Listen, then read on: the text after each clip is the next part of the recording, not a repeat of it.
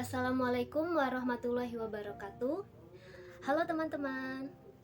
Perkenalkan, nama saya Mama Yui Rahtiningsih dari PIAUD 5A 1908108016. Di video ini saya ingin mempresentasikan tentang konsep wawancara, kode etik wawancara, penyusunan panduan wawancara, dan strategi wawancara. Yang pertama, konsep wawancara. Wawancara atau interview merupakan salah satu teknik pengumpulan data, yang mana teknik ini digunakan untuk mengumpulkan informasi dari informan, narasumber, atau responden.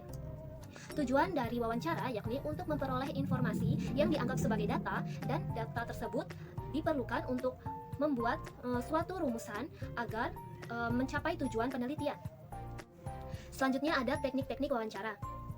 Menurut Stewart and Sayers tahun 2008, ada beberapa teknik yang digolongkan dalam tipe-tipe pertanyaan wawancara, yakni ada open close question dan ada primary and secondary question. Yang pertama ada open close question. Open close question ini terdiri dari pertanyaan terbuka dan pertanyaan tertutup. Pertanyaan terbuka yakni pertanyaan yang mampu merangsang munculnya penjelasan panjang dari informan atau narasumber. Lalu yang kedua ada pertanyaan tertutup. Pertanyaan tertutup yakni pertanyaan yang sifat serta bentuknya itu terbatas. Selanjutnya ada primary and secondary question. Primary question yakni merupakan pertanyaan pembuka atau pertanyaan awal sebelum melangkah ke pertanyaan yang selanjutnya. Sedangkan secondary question yakni merupakan pertanyaan lanjutan untuk membahas atau menggali info lebih dalam. Selanjutnya jenis-jenis wawancara. Nah, dalam jenis-jenis wawancara ini ada yang secara umum dan ada juga jenis-jenis wawancara yang digunakan untuk penelitian dalam pendekatan kualitatif. Nah, dalam jenis-jenis wawancara secara umum ini ada 4. Yang pertama ada informal, yakni berupa percakapan. Yang kedua ada menggunakan panduan interview secara umum. Yang ketiga distandarisasi, yakni interview terbuka tertutup, yang mana merupakan pertanyaan yang bebas dipilih untuk dijawab dengan tanpa menggunakan jawaban ya atau tidak atau berupa rating. Yang keempat adalah tertutup atau interview respon.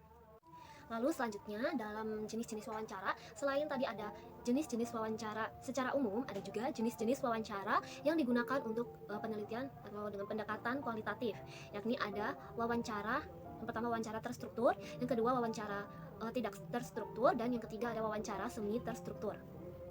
Nah, yang pertama wawancara terstruktur. Nah, dalam wawancara terstruktur ini memiliki kesamaan dengan kuesioner, yang mana memberikan pertanyaan itu langsung fokus pada masalahnya. Nah, dalam wawancara terstruktur ini peneliti hanya memberikan pertanyaan dan subjek peneliti hanya menjawab pertanyaan saja. Lalu yang kedua ada wawancara tidak terstruktur. Nah, pada wawancara tidak terstruktur itu memiliki kelonggaran pada pedoman wawancaranya. Nah, menurut Ari Kunto, pedoman pada wawancara tidak terstruktur ini pedomannya hanya memuat secara garis besar apa yang ingin ditanyakan atau apa yang akan ditanyakan. Dan dalam wawancara tidak terstruktur itu penggalian informasinya ini bersifat meluas bukan mendalam, karena kurang terfokus pada apa yang ingin digali atau informasi yang ingin digali. Lalu yang ketiga ada wawancara semi terstruktur. Nah, dalam wawancara semi terstruktur ini lebih sering dan tepat digunakan pada penelitian kualitatif. Wawancara semi terstruktur ini lebih berfokus pada masalah, dan wawancara ini terdiri dari batang pertanyaan yang dapat direspons secara bebas dan diikuti dengan pertanyaan lanjutan dan prompt berdasarkan pertanyaan atau jawaban yang muncul dari tanggapan informan. Lalu yang kedua ada kode etik wawancara. Menurut Smith, ada beberapa etika yang perlu diperhatikan oleh pewawancara dalam melaksanakan proses wawancara. Yang pertama, usahakan untuk tidak mendesak responden atau informan secara terburu-buru. Jadi ketika pengajuan pertanyaan itu tidak dilakukan secara terburu-buru. Lalu yang kedua, gunakan sesedikit mungkin upaya menggali informasi. Jadi ketika mengajukan pertanyaan sudah dijawab, dan kita juga bisa sedikit demi sedikit itu menggali informasi lebih dalam. Lalu yang ketiga, ajukan pertanyaan itu satu persatu. Jadi pertanyaan itu diajukan secara satu persatu, tidak langsung semua diajukan pertanyaannya, tidak. Lalu yang keempat itu pantau efek wawancara terhadap responden atau informan. Kemudian yang ketiga ada penyusunan panduan wawancara. Nah, dalam wawancara alangkah baiknya menyusun pedoman wawancara supaya wawancara bisa berjalan dengan lancar. Nah, adapun persiapan wawancara antara lain yang pertama memilih pertanyaan wawancara. Yang kedua, lama wawancara dan jumlah responden atau narasumber. Yang ketiga, memilih responden atau narasumber. Namun, adapun menurut Zamhariro, dalam wawancara itu akan melalui 3 tahapan wawancara. Yang pertama ada opening, yang kedua ada body, yang ketiga ada closing.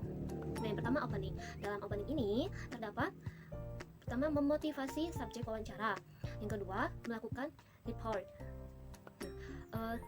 Report ini hubungan baik yang tercipta antara peneliti dan informannya, yang mana ini dapat membuat informan merasa nyaman dan bebas menjawab pertanyaan-pertanyaan yang diberikan, sehingga informasi yang diberikan oleh informan ini menjadi lebih lengkap dan akurat. Lalu ketiga ada memberikan orientasi tentang tujuan dari wawancara, dan terakhir menetapkan waktu pertemuan. Lalu kemudian yang kedua pada bagian body, sini terdiri dari yang pertama menggali permasalahan, yang kedua mengarahkan jalannya wawancara, yang ketiga menerima subjek apa adanya, yang keempat menggunakan guide wawancara, dan terakhir menentukan taraf keakraban antara pewawancara dan informan atau subjek. Lalu yang terakhir itu ada closing.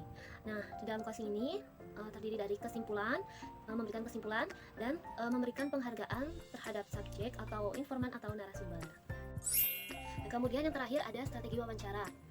Nah, strategi atau langkah-langkah atau prosedur dalam wawancara ini antara lain, yang pertama tentukan jenis wawancara yang akan dilakukan.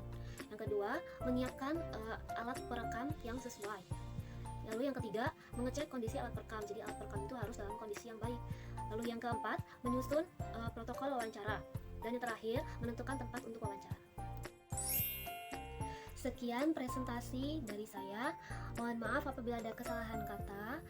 Terima kasih. Wassalamualaikum warahmatullahi wabarakatuh.